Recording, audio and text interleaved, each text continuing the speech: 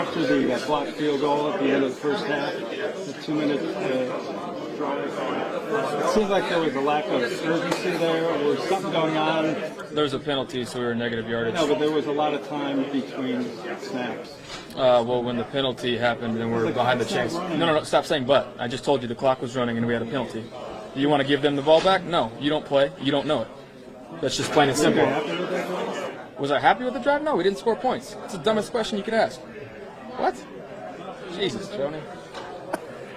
And that was the end of that. And so Baker Mayfield then went on social media and tweeted, "Everybody wants to hear the truth until they actually get it. I am who I am and always have been. Don't call it emotional when it's convenient and then passion when it fits. I care about winning, so yeah, I'm frustrated. If I was to act like it's okay to lose, then y'all would say that I've gotten complacent. My sense of urgency is at an all-time high, and if I offend anybody along the way, that's too bad." All right, that's a lot to unpack. And I've got a terrific assembly, as always, of football guys here. Dominique, I'll give you the first word. What'd you make of all that? So I love Sassy Baker. I'm fine with him getting all upset. And the question, frankly, it was kind of a silly question. Of course, he wasn't happy with the drive. I'm fine with him storming off. I'm fine with him giving attitude with reporters. Where I don't have, what I don't like is where he has to tweet about it afterwards, and then he tweets things that are obvious. When it fits, we're going to say that that his passion is a problem. And when it doesn't, we'll say that it's not. So I'm fine with you being this, but don't get sensitive and come in and pretend like you're teaching us something new. Like, we know that every asset has its drawbacks to it. And the drawback of being passionate Baker, there's an asset. People get fired up around you. But the drawback is sometimes you look silly. You always try to be the contrarian. I'm not trying to be contrarian. On everything. This is about the dumbest thing. I'm so sick of Baker, to be honest with you right now, with all this. Well, this bravado or whatever, this huge chip. Dude, you're 2-5. You're 2-5 right now. I don't care about that. If I'm a teammate in the locker room, none of that matters, because at the end of the day, all I care about is winning. All that stuff that everybody thought was cute and everything, it doesn't matter right now. Okay? Here's my question for you. Yeah, what's the question? If he stops with all his bravado and his attitude, now they're going to win? No, be yourself. Do you think that Baker Mayfield is the quarterback that he is without that attitude? No, be yourself. I'm not arguing for robot quarterbacks. Here's the problem I had with Baker Mayfield. The reporters having the back and forth with Baker Mayfield. Then he's like, "Oh, but you didn't play." What kind of response? What kind of BS response? That, "Oh, you didn't play," so that makes no sense. I will say this, and here's the beauty of now covering. We all played a game, and now we get to cover the game. There are dumb questions. Yeah, that was a very dumb question. I played in Cleveland. I understand that media. That was a very question like, bro, you asked that to elicit a reaction, and Baker gave you a reaction. Where I disagree with you, Neek, is the fact of, well, Baker's Baker. That's who he is.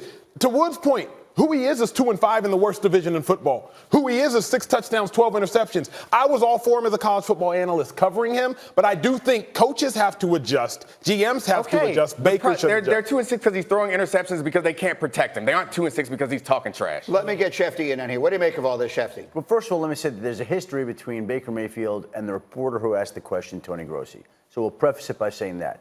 But beyond that, yes, there are dumb questions. But it's a Wednesday in the middle of the week. Okay? You're playing this week, have a big game against the Denver Broncos who are starting Brandon Allen. There's no reason to act like that. Every single week we have a different Baker Mayfield discussion. Every single week. And they're 2-5 and their season is on the brink. And when he tweets, the one thing that stood out to me is his urgency is at an all-time high. That's good. Because if they don't win very soon, they're going to be facing more instability again this offseason and more losing and more Cleveland Browns type of stuff. Here's the thing I'll say. I said this from the outset when everybody was jumping on the Cleveland Browns bandwagon. It's a different situation when you are the hunted. Yep. Okay, Freddie Kitchens was a position coach like over a year ago. Now he's a head coach. Baker Mayfield, everyone wanted to put him, give him the gold jacket in Canton, and now he's sitting here leading the league in interceptions, sitting at 2-5. We're going to have to come back to this. There are a lot of things we're going to come back to this morning. We are jam-packed on this Halloween. There was not a lot of talking. You were kind of happened out of nowhere. I just did what I had to do. I was just, trying to control myself. It happens. It was a competitive game. It was a competitive game. I'm disappointed we lost. How do you view what happened with you? It was just competitive. It's a competitive game. That's all it was. Are you all disappointed in yourself to get drawn into something like that? It was competitive. Did you take a swing at him, or are you trying to get him in a headlock? This is competitive. It's competitive basketball that was being played.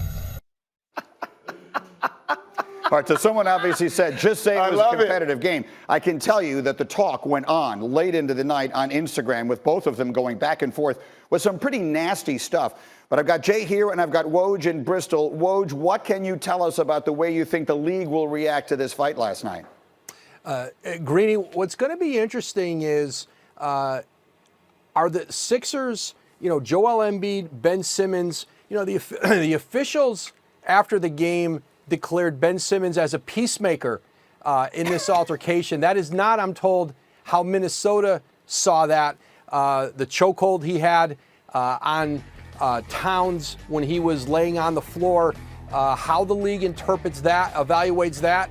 And then, the press conference after, the social media late into the evening, is that factored into the penalty intent, any kind of contrition about what happens? This is going to be an interesting one for the league to sort out, but I think you're looking at multiple games, probably for both players. Does Embiid and does Simmons get any kind of discipline in this? But clearly Embiid and Towns are going to miss multiple games. Now, you referenced it, and I mentioned it briefly as well, and we can put these social posts up here. We're going to have to blur almost all of it because there's a lot of language in this that is certainly not suitable for our program, but you can see a little bit of it in there. Again, Embiid throwing major shade in the direction of Karl Anthony Towns, and Karl Anthony Towns responding very much in kind. And so, Jay, I will come to you.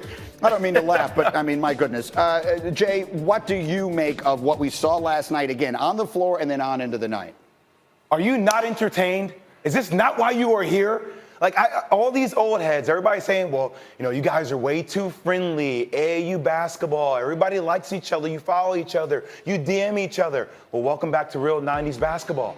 This is real 90s basketball. Karl Anthony Towns is a guy that's been putting up MVP numbers in the first 4 or 5 games of the regular season. Joel Embiid likes to incite controversy. He couldn't even keep a serious face at the press conference. This is what Joel Embiid does. This is what the Philadelphia 76ers have to do. Like, they're going to be the next iteration of the bad boys. Like, they win ugly, Greeny. This is how Joel Embiid gets into your head. He set the tone. Listen, I'm here for all of the Rick Mahorn highlights that we possibly can find in our archives. I'm all good with all of that. Again, the ramifications of some of the social media stuff is something else that we want to get into a little bit later. Not condoning the language at all. But, oh, by the way, huge, monumental injury late in the night last night. I'm not even going to show you highlights of this game in which Golden State got absolutely annihilated at home by Phoenix, because none of that mattered when this happened to Steph Curry. Watch his left wrist. You're going to see Aaron Baines fall on his left hand, left wrist. It is a broken bone in his hand.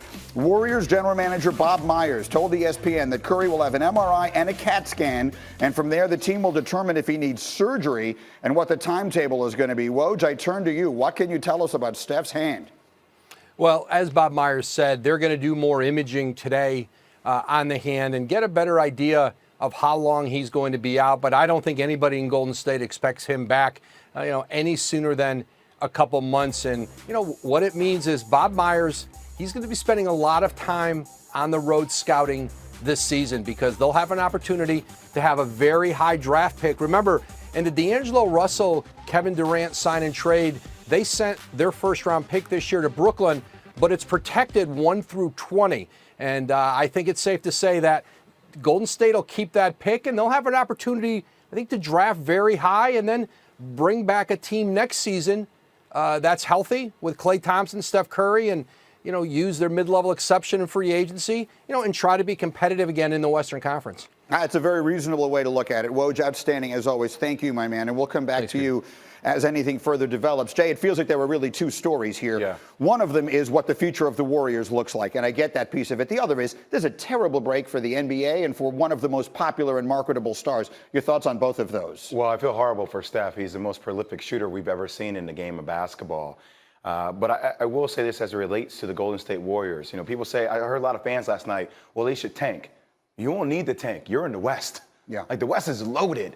And D'Lo's really good. Draymond Green's really good. But I also think this could be a blessing in disguise for the Warriors. And I bring you back to 1997 with the San Antonio Spurs. David Robinson went down after 6 games. He didn't play that year. But then the San Antonio Spurs got the first pick in the draft. They got Tim Duncan. Okay, so remember, like Woe said, it's a top 20 protected pick. If they're able to get like a top 3, top 5 pick with Klay Thompson, Stephen Curry coming back healthy next year, they will be the favorite in the West. They will be the favorite in the West. I think people overlook how great this backcourt is with the right pieces around them. I agree with you completely. Everything you just said, I completely agree with. But what cannot be overlooked is that there are still 78 games or whatever it is this season that they're going to have to live through, and it's going to be a long year for those guys in Golden State. You got back to 5 world championships. Yeah. 5. Like, this is going to be a little bit of a down year, but it's going to be a building year for next year. That's why when fans go crazy, I don't understand. Like, it's okay. It's one bad year. I agree with you. And one bad year. Tanking is a relative term. They don't have to tank. This team is definitely not going to be good enough as constituted to make it into the playoffs. All right. Oh, by the way, James Harden scored 59 points in a game yesterday. By the way.